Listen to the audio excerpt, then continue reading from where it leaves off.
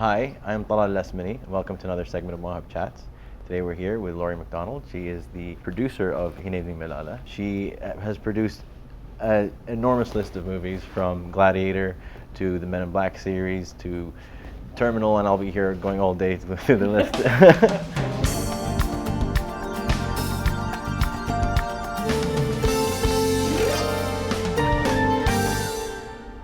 So we'll talk about the movie He Named Me Malala, and also about women in media today, because I feel that's something that isn't talked about as much as it should be, and this is a nice time to talk about it. We're also here today with أنا ساطم رنا محمد And Abdullah. Shakina Kutina. how are you doing? Very good. Must be very very happy to be here. Yeah, and very busy, I'm sure. Yes. So thank you for taking a little time out of your tight schedule and being here with us today. I've read there's only 17% of Hollywood execs like yourself are female, and there's also 12% of protagonists in movies are female. Gender equality we haven't achieved that yet, even in America. And why is it so difficult to achieve? It's interesting, given that we are the sort of center, of media, certainly in film.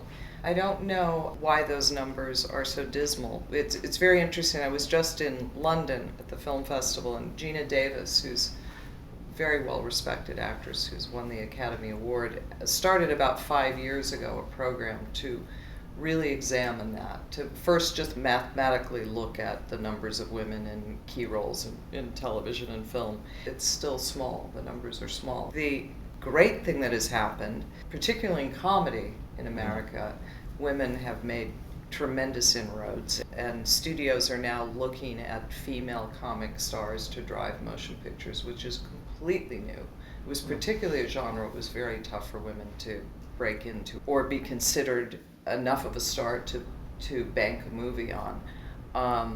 So there are, many instances of women in exceptional roles. We are hopefully about to have a female president. I can't call it yet, but there are many great role models and symbols of how far we've come. But in the sheer numbers, we aren't there yet. When you're a successful female in the media, did you face a lot of obstacles on the way?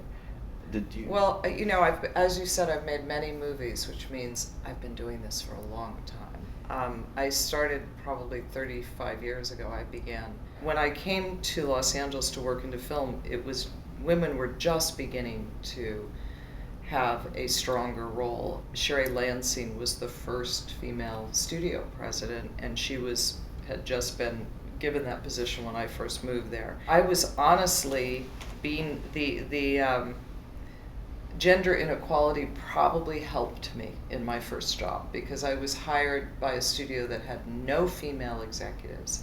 They suddenly woke up and realized we have to have someone in the room. And I was given the chance as a junior executive to join that company. Then through just hard work, actually, rose fairly quickly at that studio. It was Columbia Studios at that time.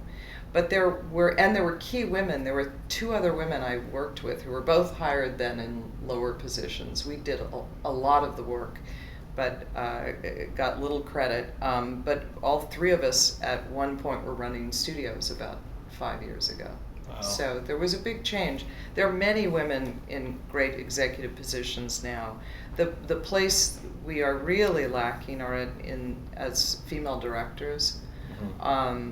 I think there's a lot of effort being put into trying to promote more female directors. I think female directors can have that power by being a really good writer. If you do own the material and say, if you want this, I have to direct it, it's one way that women are getting that break. And at the highest level, in terms of CEOs of companies, it's still, the numbers aren't as strong as they could be.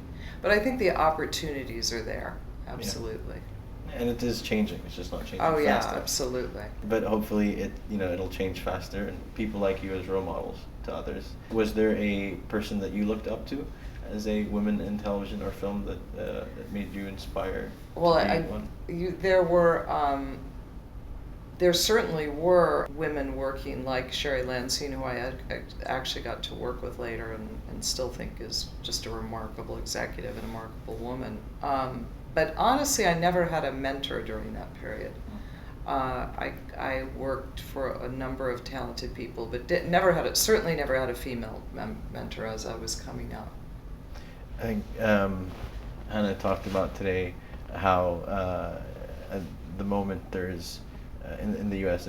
People are looking at how female protagonists or actors are getting paid less than male actors, and that's an issue that is. You know, the one good thing that came out of the Sony hacking, it really did bring attention to this, and we've been aware of it, but I think this has to be dealt with. I think it's fantastic that actors are now speaking out. Yeah. So now you run your own company.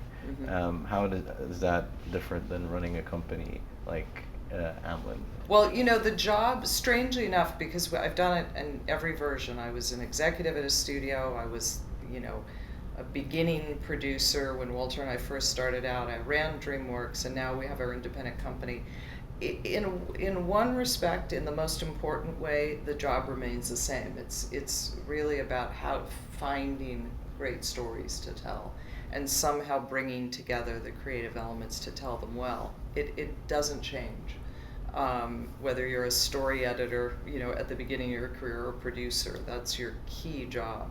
Not having to run the studio allows us to focus on fewer movies, to be more personally involved, to make movies that aren't about filling a slate but have kind of personal meaning for us. Is that something that you've put into changing what other studios do you think? It does become a challenge because sometimes you don't have the right elements together or a script in great shape, but if you're a studio, you need to fill your distribution pipeline and you push movies forward sometimes when they aren't ready. We definitely have the ability now to decide when the best time is. We also partner with different studios, so we can decide what the best place is at that moment to hopefully make it. I wanted to ask, what is your advice for young female filmmakers just starting out? For filmmakers, as an executive or as a director? Executive producers, mainly. I think in general, as I said, I think that it would be the same for, you know, males in the job, I guess. You often feel when you're just beginning your career that you have to figure out how it works and how you should be. What are the aspects of them that are really key? What makes them successful? There is a degree of emulating the smart people you work with, to take the things that you are good at and that you feel passionately about and commit to that, doing the best you can with that. And if that doesn't work, I wasn't meant to do this. And it served me very well, very quickly. And I just think that, just be a category of one. Take what's particular about, you know, your interests, your passions, and the way you work, and you know, don't be afraid of that. Don't try to sort of figure out what the world wants from you. Obviously, hard work is terribly important in any job. I think that would be my advice. The other advice would be to try to go to a company, whether it's the smaller company or the larger one, to work for people that you really respect and think that can teach you something. You know, it's better to be the lowest person at that company than get a kind of upper level job where you're not working with people that are going to actually teach you. When I was in Los Angeles, my wife and I used to direct and produce together, and it was a lot of fun. You know, run a company with your husband. How is that? You know, it's still fun. Walter and I have been working together for 28 years now. Wow. It's worked very well for us. It's had many different, you know, you have a lot of different lives, as you know, if you've made films before. Each film is like a new family of people that you're working with, and it reinvigorates it all. So I think in that way, it helps. It's not like just running the same thing every day. He Named Me Malala is a very different kind of film from the other films you've done before. Why did you decide to go very different with this film? Our taste is quite eclectic. If you look at the body of work, there are all kinds of movies, small, big, dramas, comedies. It's just we're attracted to stories. Malala, it just felt like it was obviously a very fascinating, specific, topical story, but that it had kind of universal, almost mythical elements to it. And so Walter, I read it first and then I gave it to Walter, and we just both thought there's a beautiful movie to make in this. We had no idea how we would finance it. We thought we would make a narrative feature, probably very low budget, most likely would find a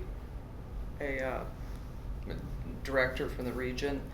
But when we met with them, we quickly made the decision it should be a documentary. Yeah. What is the hardest part about making a movie, a fictional movie, or a narrative film on a person who is still around? Well, it is that, wanting to be true to that person and honor that, but also knowing that the requirements of the form, you're going to have to collapse time and fictionalize somewhat, really. It's almost impossible to make an exactly accurate story about someone. Movies are all about characters' flaws. Yeah. And is that usually It's something true. that people get upset about when you mention or even create maybe a flaw for a device for the story to move along? And even if it's not about their flaw, often you're making true stories about people who've stood up against injustice. You often are choosing heroic characters. No matter what you do, it's not going to be exactly the truth. Of course. And it's just, even if it is the truth, it's hard to imagine yourself up on that big screen if you think about it, You've worked with Steven Spielberg. Ah, the best. There's no director that's more fun to produce for. I mean, he's incredibly collaborative. Even when you're shooting, even when you're on set and finally making the movie, there's still the sense of, if we have a good idea, he'll do it. I think partially it's because he is so skilled. I mean, he's made so many movies and he started so young and he's so gifted with the medium. Yeah, no, he's a tremendous person to get to produce for. And a great supporter of women, I must say, throughout his career. You have a question? I have a question. How was it different? How was He Made Me Malala different from the other movies you've done? Were there any challenges? Well, obviously a documentary is very different. So usually we spend, usually between a year and sometimes it takes 4 or 5 years to even get a story there. We spend so much of our time on the script and kind of figuring out the movie before that once you shoot it, there's still issues. There often can be big issues, but it's a different process. And then editorially, on a regular feature, we do spend a lot of time and even sometimes make major changes or reshoot, or just in the way you edit it, you change focus. But in documentary, in a way, you're shooting it at first and then writing it after, in a way. You have all these pieces.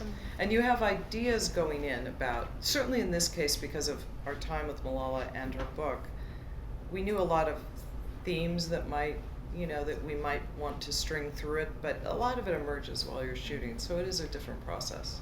You worked closely with Malala, and she's a big role model right now for women empowerment.